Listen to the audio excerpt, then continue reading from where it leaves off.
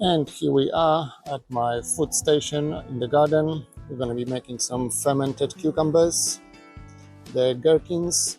So we have our cucumbers. Remember, the smaller the size, the better. You can use any size really, but I prefer the small ones. And here for our spices, I have a couple of cloves of garlic, few bay leaves. This is a couple of leaves of horseradish. The horseradish root would be better, but it's not that easy to dig it out. I am growing mine next to the beehives, so I just grabbed a couple of leaves. Some black pepper, and I made some brine already. It's just filtered water with salt.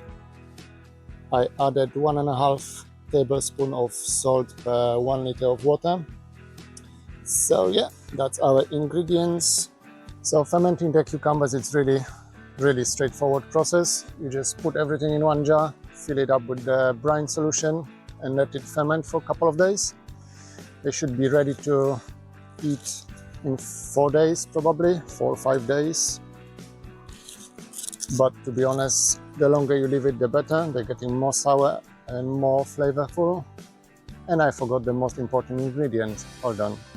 Okay, we can't make dill pickles without any dill. So I grabbed some of my dill flowers. I've been drying them in a workshop.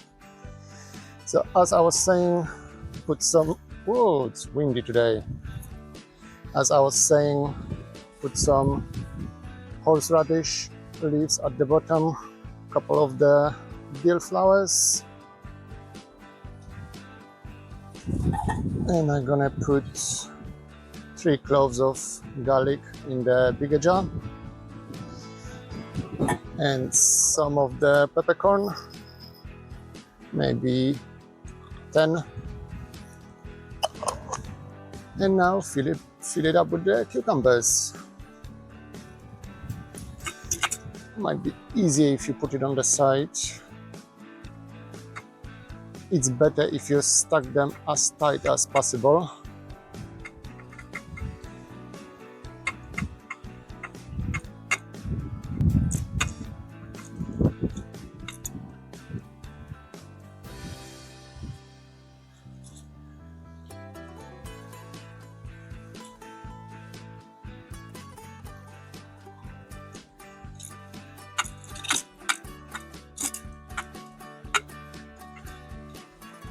By the look of it, I might only get 1 big jar instead of 2.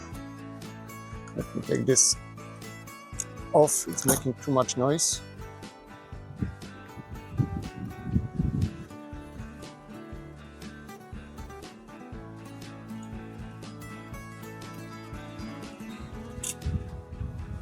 In the middle, I like to put some bay leaves.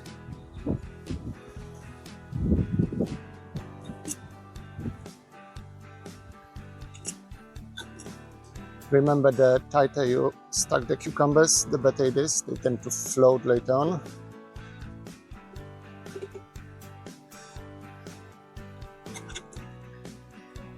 Okay, I think that's how much I can fit in this jar.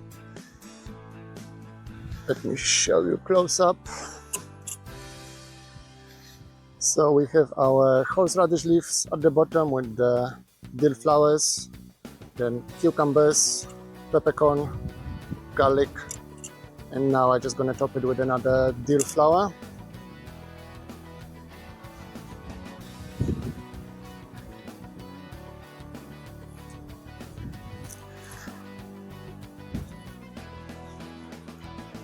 And that's ready for the brine.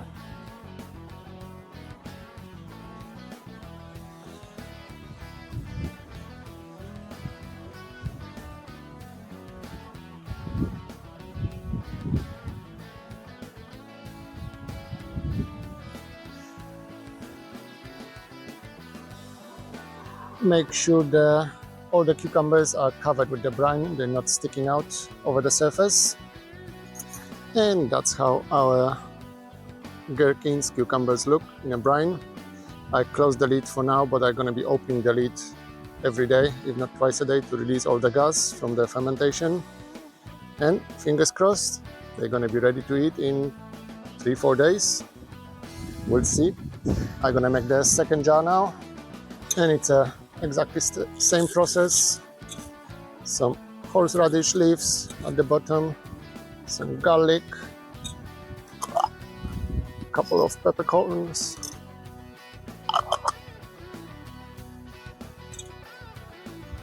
and our gherkins.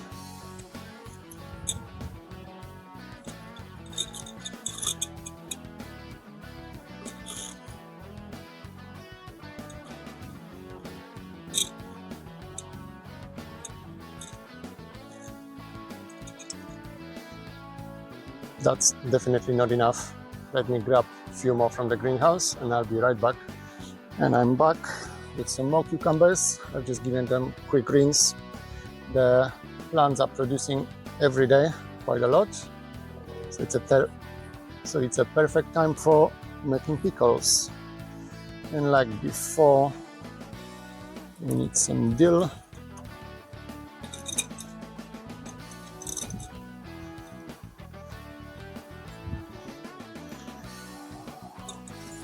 And more gherkins. Okay, I think that's all I can fit in it. Maybe some more dill if I can find some space. No, there's no space, so I can just put some seeds, dill seeds. That should do it. And like with the other one, cover it with brine.